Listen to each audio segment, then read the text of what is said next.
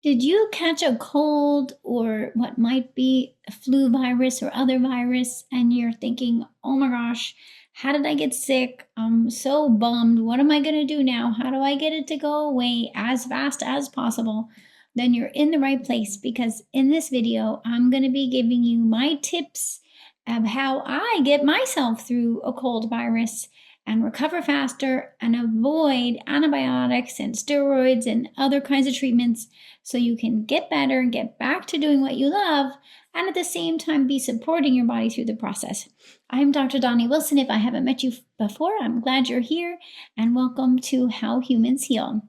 So let's start talking about how you're feeling, first of all. So what I always like to do is figure out that you caught the cold as soon as possible. So because a lot of times we dismiss or we kind of ignore with symptoms, we're like, well, maybe I have a scratchy throat, and then several days go by and then it's like full blast. So what I want to suggest is that it's much better if you can figure out that you caught a cold and start addressing it as soon as possible. That's going to help you get through it faster. So it might already be too late, depending when you're watching this video, but for next time, really start to bring your awareness. What were the first symptoms? How did you first know you maybe caught a cold or caught a virus of some sort, right? Did you feel scratchy throat, sore throat, woke up with a sore throat? Maybe you woke up with some phlegm that you were coughing up. Maybe you have like a extra sneezing that you don't usually do, a runny nose, you're blowing your nose. Maybe you felt more tired than usual, a headache or neck ache. Sometimes it'll go straight to your head or your neck. Sometimes it goes straight to your ears. Maybe you start to feel like your ears are filled with fluid or they're popping. Or some people even will feel dizzy. Sometimes patients will say to me, I don't know why I feel dizzy all of a sudden. And it could be actually from having a type of virus that affects your inner ear. It can make you feel dizzy or vertigo or nausea even, or headache. And so you start to go, oh, wow, this is a virus. I mean, sometimes it's confusing at first because allergies can also cause some of these same symptoms. So you want to be thinking, am I allergic to something? Like, did I get exposed to some dust or pollen or something I'm allergic to? Or is this a virus? Now, it's becoming bacterial if you start to see yellow or green phlegm. So sometimes I'll say to patients, do you see yellow or green phlegm? And they're like, I haven't been looking at my phlegm. So I encourage you to look at it. So when you cough up and you have phlegm in your mouth or you blow your nose and, look at the color. That's really important. If it starts to look yellow or green, then we know we've got some bacteria then jumped on board. Usually the bacteria, it starts as a virus and the bacteria come on top of that because bacteria love when there's a lot of extra fluid, right? So the virus causes your body to make all this extra liquid that's getting stuck in your ears and it's getting stuck in your throat and it's making you cough. And all that extra fluid, then the bacteria love it. And they're like, we're going to hang out in all this liquid. And then the bacteria come in and you start getting a sinus infection or bronchitis or pneumonia because all that liquid's just sitting around. So one of my best strategies for getting through a virus and avoiding a bacterial infection and avoiding the need for antibiotics is to get that fluid out of there. So I would just say, like, as soon as I know that I've come down with something, I immediately am thinking, I want to get that, I'm going to be blowing my nose. I'm going to be clearing my throat. I'm going to want that fluid out of there. I don't want it sitting there. So don't let your sinuses just fill with liquid and sit there. We want it out. You want to be able to breathe through your nose. That's a good test. If you can breathe through your nose, there's not a bunch of fluid stuck in there, right? So make it so that you can blow it out, clear it out, and then keep breathing through your nose and get that moving, right? And part of this is when we first start to get sick, again, sometimes we're in kind of like denial. Oh, maybe not even wanting to tell other people that you're sick or not even letting yourself know you're sick. And yet the denial kind of like makes it so that we're not really giving our body the attention it needs in order to heal. So I encourage you to just be like, okay, I got a cold. Okay, let me do it. What do I need to do? And then the other thing that can sometimes happen is we feel frustrated. Like, oh my gosh, I'm so mad that someone gave this to me, and we're getting stuck in the anger and the resentment about it. And when we're stuck in that, that's also not helping us because now it's a stress response. Now we've got cortisol and adrenaline, and that's going to work against you when you're trying to heal from a cold. So you want to be like, okay, I caught a cold. That happens with humans. As humans, we get exposed to viruses, especially when we're around other people. So if you're traveling or you're at events and you have family members, I know I have a granddaughter, so I get exposed to viruses all the time from my granddaughter and my daughter who are in the college environment, and then they come to my house and then I get exposed. So I'm not going to get stuck in the resentment about that. I want them around me.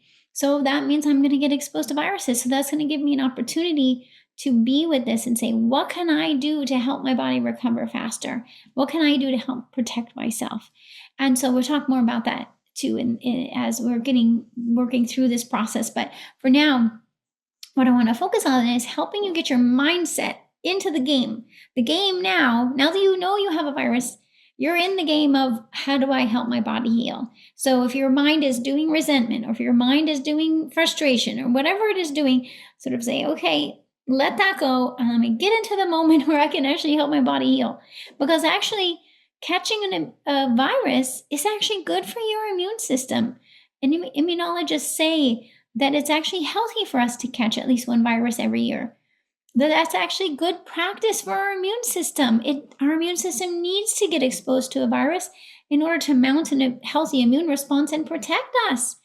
And it's healthy to get some inflammation and work through that process and have all the phlegm and cough it up. That's the normal things our bodies do. So letting yourself do that and be like, okay, how do I support my body in its healing process? Your body knows how to protect you from a virus. It does. If you're a human, you have a built-in human immune system that knows how to protect you. We just need to support it, right? So we can go, okay, and let me let go of the resentment and let me just get into the game of helping my body protect me from this virus. And you can figure it may be, sometimes it's 24 hours, sometimes it's several days, sometimes it's a week, right? So I sometimes I'm like, okay, let me see if I can shorten this as much as possible. But at the same time, if we're too attached to how long it's going to last, that's more stress again, right? So how do we not get stressed about it and just be like, okay, I'm going to each day do all the things I can do to help my body through this. So let's go in. What are the things you could do? Now, the first thing I'm going to think about is salt. I love to use salt. Now, the thing is, of course, there's different kinds of salt, and patients will say to me, is one salt better than another salt? And I just attempt to get the healthiest sea salt or Celtic salt. I wouldn't just get a plain sodium salt. Like I wouldn't get just a plain kosher salt because it's just sodium. We want a whole salt that has all the minerals in it. And so you want to get as healthy type as you can of a sea salt or Celtic salt. And I'm going to get a little juice glass of water, like 2 ounces of filtered water. So this is clean water. We put in some sea salt and I'm gargling with it. So that's as soon as I feel something in my throat, I'm going to go gargle some salt water, because salt it's going to kill viruses and bacteria. It's going to be anti-inflammatory, so it's going to help soothe any inflammation and pain and discomfort. And it's going to help thin out the phlegm. If there's phlegm that's gumming up in your throat, it's going to help thin it out so you can get it out easier. So it does a lot of good stuff, salt. So make sure you have, usually in your kitchen, you're going to have some sea salt, right? If not, then get some good, healthy sea salt, keep it in your cabinet. And you're going to get some salt water and just gargle and spit. Get really good at gargling and spitting. It's very good for your body to know how to do that. And then I would take it a next step, especially if you start to feel it in your sinuses and you're blowing your nose and you're like, oh, geez, it's hitting my sinuses. Then let's get going with a salt nasal rinse. Now you can find some saline nasal rinses. I just honestly find that the saline rinses are not salty enough, and they oftentimes are not enough. And so what I do, again, you got to get a clean bowl and you got clean water, like filtered water, and you put some nice sea salt in there, fresh bowl, like not something that's been sitting around for a long time, fresh, new, and then you can gargle with it. So what I do is I take the bowl of water and I stick my nose in it, just barely under the surface of the water, and sniff the water up my nose, like a quick little sniff, and blow it out. Blow it out into have a tissue there, a paper towel, blow your nose out. So you're just barely sniffing the water up your nose and then blowing it back out again. And you do that a couple times, and that will allow you to get some of that nice, clean salt water up your nose, rinse it out, because you want to get, if there's any phlegm stuck in there, you want to get it rinsed out. But I don't tend to use like a whole neti pot type of situation, because I find it's too much liquid and it's likely to remain in your sinuses. So if you're using a neti pot, be very careful that you really don't need that much. And we're talking maybe like no more than a teaspoon or two of water that rinses in, and immediately blow it back out again. You don't want that liquid sitting in there. And you definitely always want to have clean water and clean electrolytes or minerals or salt that you're using, and to make sure that you don't bring in anything that you don't want into your sinuses. Okay, so that's how I do it. If you would like to know more, I definitely can guide you and teach you more. That's what I teach my patients to do. So, and you always want to listen to your own body and your own health situation, right? So always, whatever you hear from me, please know that it's important to, if you're not already my patient, definitely check with your practitioner or provider. Or if you would like to be my patient, you can reach out to my office and become a patient, and this way I can guide you more. So, but in the meantime, just really listen to your body, and if something doesn't feel right to you, then don't do it. You got to do the things that feel right and resonate with you, okay? Including whether that's a saltwater gargle or anything else. Now, the next thing that I do is I use what sometimes is called colloidal silver or nanoparticles of I call it silver in a liquid. It's usually dilutions of silver in a water base. And that type of colloidal silver or nanoparticles of silver can be used on your skin. It can be you can spray it into your mouth, into your throat. It can be used in a spraying up your nose. It can be even used in the eyes. Silver is antimicrobial, so it kills viruses, bacteria, fungus. And so it's really a great tool as an antimicrobial. Anything that I mention as a product, you can also, I'll put a link down below, you can find on my website.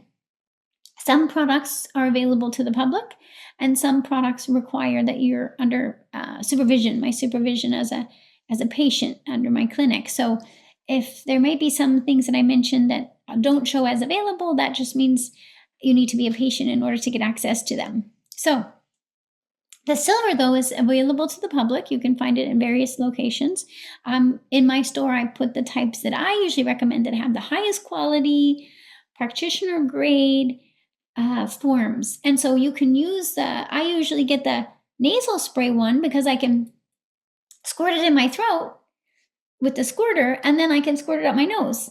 And you could squirt it in your throat and up your nose twice a day or 3 times a day. Works great. And it's gonna help you to speed up your healing process from any kind of cold virus or other infection. Okay, so that's a starting place. I also recommend that you, as soon as you know that you caught a virus, your body needs help healing.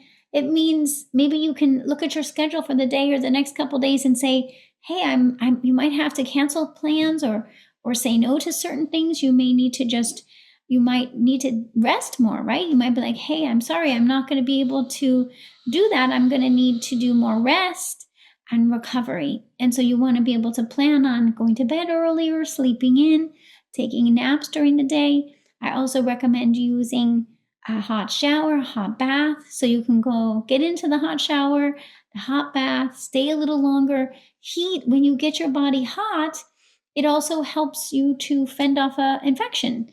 So just like a fever. So if you don't already have a fever, then maybe when you get in the hot bath, it's going to raise your body temperature. It's going to help your body fend off this virus. Now, mind you, if a fever gets too high, then you're going to need to consider maybe if it's a bacterial infection. So if your fever goes out over 103, then you want to cool off. And one of the best ways to prevent a fever from going too high is to stay hydrated. So make sure you're also drinking water with electrolytes. You can put the little pinch of sea salt in your water for electrolytes and drink.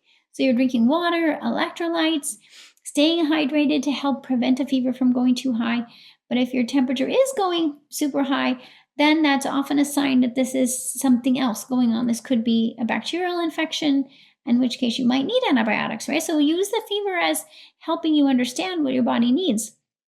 But a little bit of a fever, like 99 degrees, 100 degrees, 101 is actually your immune system working. That's what what happens when your immune system working is it'll raise your body temperature. So that's okay if you have a little bit of a fever. It's okay to raise your body temperature from a hot bath or even a sauna if you have access to a sauna, like an infrared sauna. So you can do types of things that will get your body some warmth, bundle up in warm pajamas and a warm blanket and stay snuggled and warm, because all of that's going to help your body to heal. You can also do alternating with cold if you'd like. It's something that's used traditionally as a water therapy, where you do hot, like 3 minutes of hot in the shower, followed by 1 minute of cold. And it doesn't have to be ice cold. You could start with cool water, but it's just the transition from hot to cold. When you go to cold, it makes it so your body has to circulate the blood to warm you up.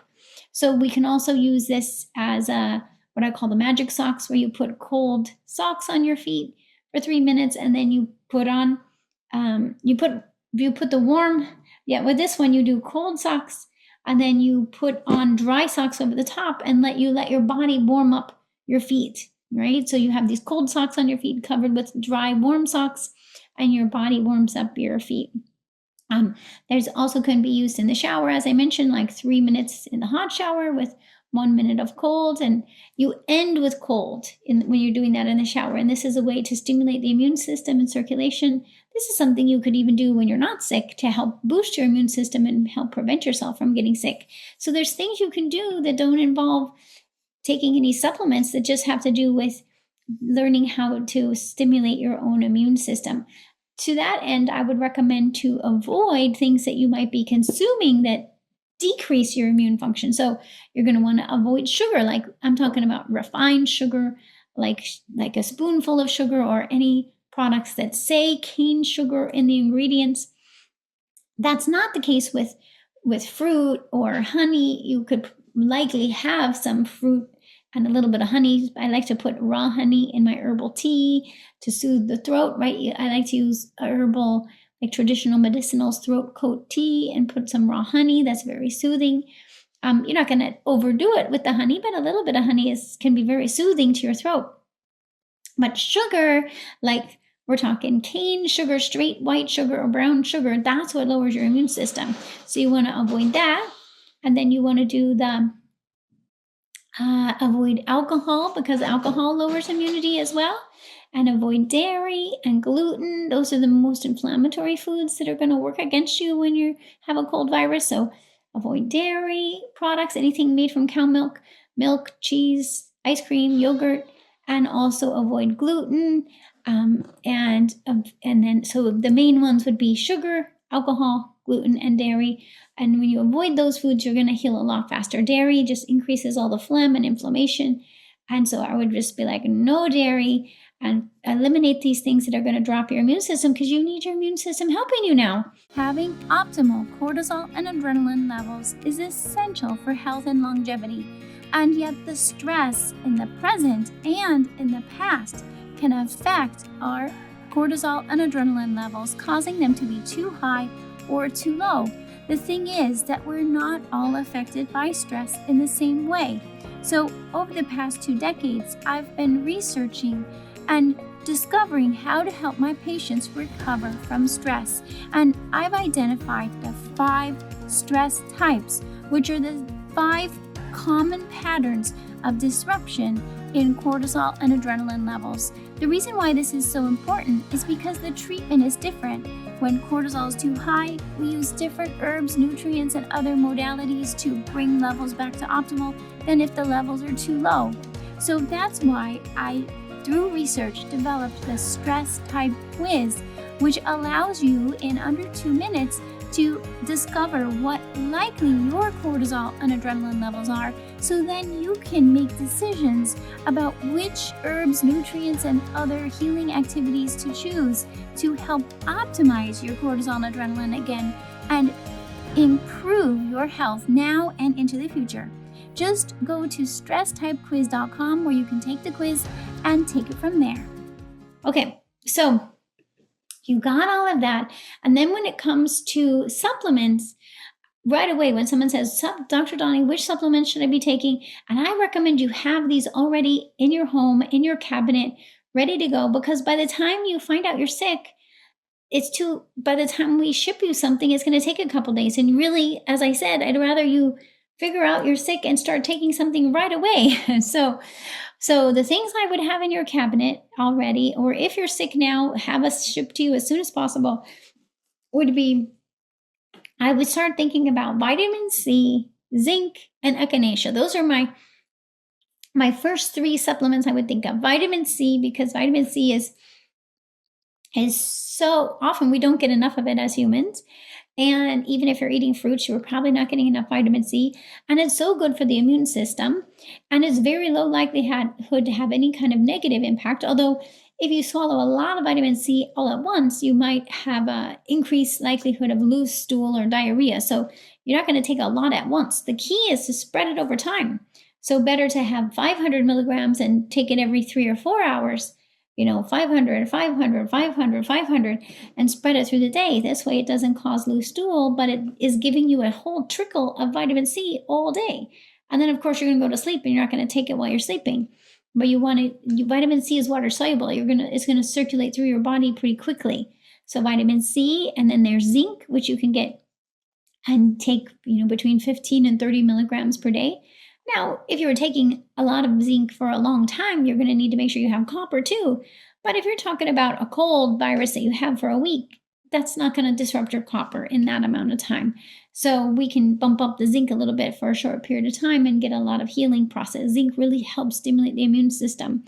And then echinacea is the first herb that comes to mind for helping with cold viruses. There's a ton of research on echinacea. And you can get echinacea in tea form, but also in capsules or liquids, lots of different forms. Unless you're allergic to echinacea, there's definitely people who are allergic to any kind of plant substance out there or any substance out there.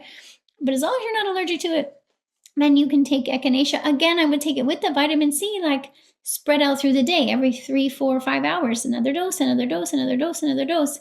That way you have a constant flow of echinacea. It's immune supportive and antiviral specifically. It's also a little bit antibacterial. And so those are my top ones, but there's others that I would add too. And a lot of times, you're going to know what works best for your body. Some people love oregano oil, and they'll have oregano oil and they love to just take either actually oil or capsules. And oregano can be very good as antiviral, immune supportive, and antibacterial. Some people love olive leaf. Olive leaf is also great as an antiviral and immune support. So if you like olive leaf, that's a great one to take too. One of my latest favorites is black cumin seed. Black cumin seed you can get as an oil that you can get in a capsule form or in an oil.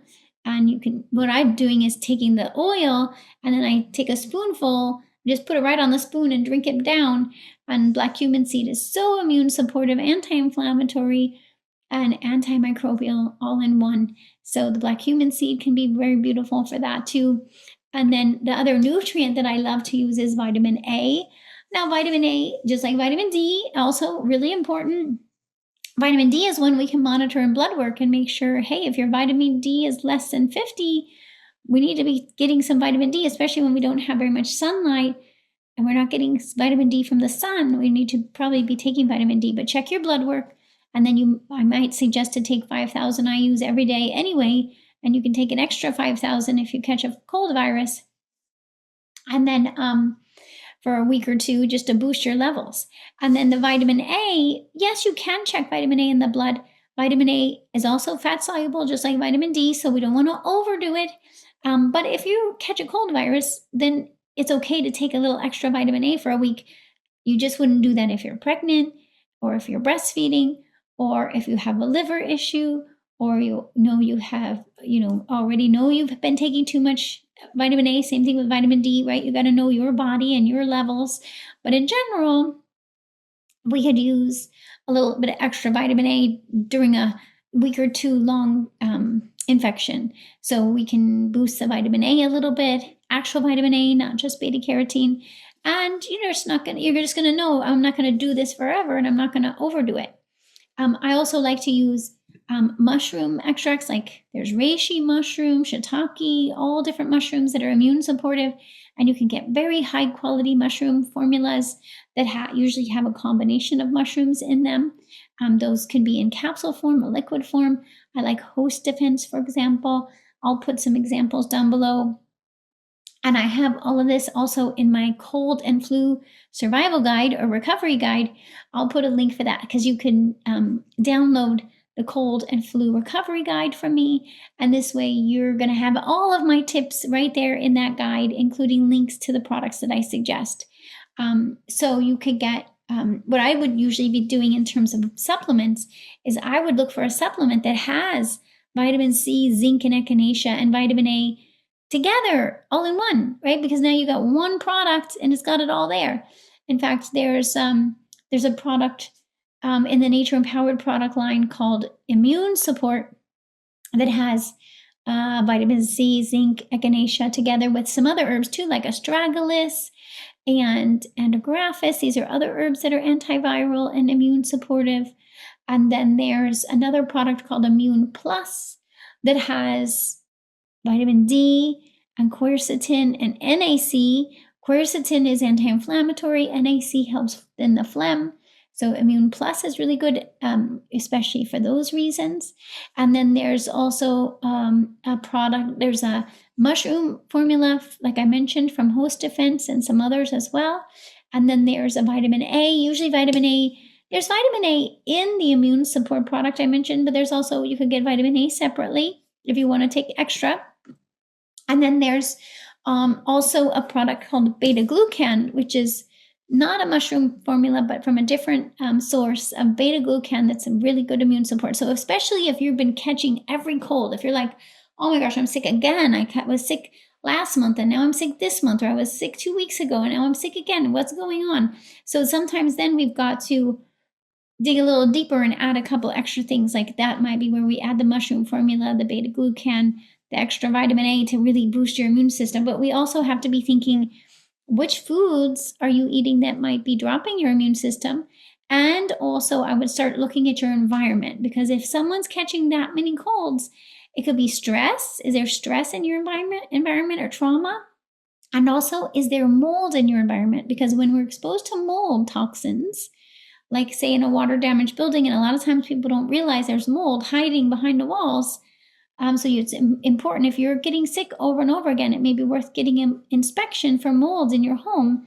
The molds can lower your immune system and make you more susceptible to infections. So if you're catching a lot of infections, it's worth considering whether there's mold happening. And we can also do a urine test for mold toxins to find out if you have mold toxins, so that we can identify it and then we can address the mold toxins if we find them. Okay, so just know that if you keep on getting sick, there's probably a reason, and we need to dig deeper. Is there imbalance of cortisol? Is there something you're eating that's inflammatory? Is there an allergen? Is there a mold exposure or some other toxin exposure? Let's address that so you don't keep on having to get sick. And especially if you're finding you have to give antibiotics over and over again, then we have to be like, let's figure out how to help your immune system recover so it can get through this. And what I find is once I help someone through one infection like that, then it's usually much easier the next time and the next time, because you start to learn more about your body and what it needs. And so let's see. So I think you got it. Oh, the one other product I was going to mention is one of my all-time favorites. Is called hesperidin. Hesperidin is a plant-based substance that is antihistamine, but it also helps decrease all the phlegm. You know how we were talking about how your body makes all this extra liquid and your ears are full and your sinuses are full and your nose is running constantly, and you're just like, how do I turn off this faucet? Well, the hesperidin, it helps to decrease all that fluid production. It is also helpful for allergies, but I use it for viral infections because it helps decrease the fluid, which ends up preventing bacterial infections. And it makes it also more comfortable for you, so you sleep better too, because you don't have all that liquid dripping in your throat. Which reminds me, sometimes if you start to get a cough, it's because the liquid's dripping down your throat. So take hesperidin so that you're not getting all that postnasal drip. And then you can also, for a cough, you want to help your body to cough up what it's trying to cough up and prevent it from getting stuck in your lungs, right? So you want to I use a lot of times herbal formulas to help with a cough. You can use throat coat tea with honey. That's a good one too, because sometimes when you drink something warm, it soothes your throat and prevents the coughing. Also, these other supplements I've just been mentioning, including sometimes then we want to use something more anti-inflammatory like bromelain. We use bromelain for coughing that helps drop the inflammation there. Also, if you're getting ear infections or swelling in your eustachian tube, bromelain can be really helpful. And also, there's herbal liquids that are used for cough. There's the bronchial syrup, which is an herbal formula that I love. And there's also the herbal immunity, which is some of the same or different herbs for cough. So plants or herbs can help your body have a more productive cough, to clear the phlegm out, to help your body heal from a cough. It's way different than a classic cough suppressant. It's not a cough suppressant. It actually helps your body heal from the cough and get the phlegm out. So we want to be able to like cough it up, get it out. Don't let it just sit in there. That's the whole idea. So you start to learn how to use your body and your coughing to be more effective, to if your body's coughing, it's trying to get something out, right? So it's like, oh, there's some tickle in my throat. I need to cough it out. And so you want to get it out and at the same time heal from the cough so that it's not, leading to more and more severe coughing that's getting deeper into your chest. Hopefully. And if that happens, we can help it heal too. Just reach out and I can guide you. All right. So I hope that gives you some more confidence for if and when you catch a cold virus, you're like, okay, I'm going to start right in, right? Just dive right in and be like, okay, I'm going to get the salt water. I'm going to get the silver spray. I'm going to squirt in my nose and mouth. I'm going to take a hot bath. I'm going to sleep. I'm going to avoid the foods that are going to prevent my healing. And I'm going to take the supplements that are going to help my healing. So I would take like hesperidin. Also, you're going to take it every few hours, just like the other. So I would do like immune support that has a vitamin C and zinc and all the antiviral herbs in it, with the hesperidin that's antihistamine and decreases the phlegm. Take one of each like every 4 hours. Just keep taking it every 4 hours. Meanwhile, you can take extra vitamin A if you would like. You can take extra other herbs if you'd like. You can take extra mushrooms if you like.